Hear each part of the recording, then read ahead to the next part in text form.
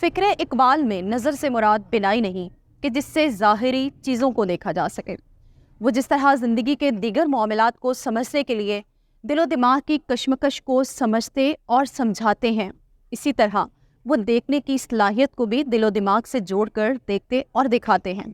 ان کے نزدیک دماغ کی بینائی فقط ظاہری چیزوں کو دیکھ سکتی ہے، یہی وجہ ہے کہ وہ خبر تک ہی محدود رہتی ہے، جبکہ دل کی بینائی انسان کو عرفان تک لے جاتی ہے۔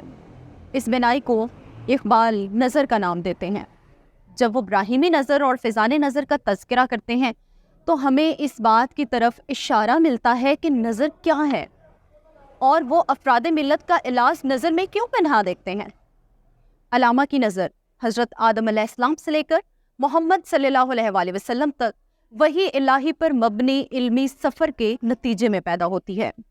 یہ نظر پہلے خود کو پہچانتی ہے اور اس پہچان کے ذریعے اپنے حقیقی خالق و رازق تک پہنچتی ہے۔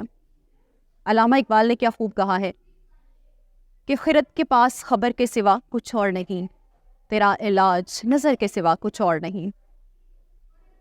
Our sight restricts us to view the things on superficial level.